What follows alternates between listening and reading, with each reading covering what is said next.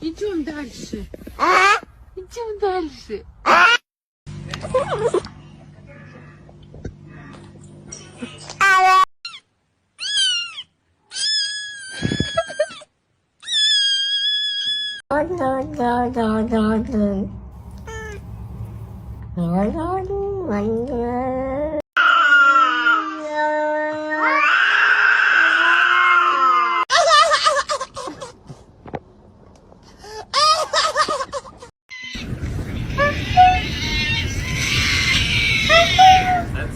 Das war ein Befehl!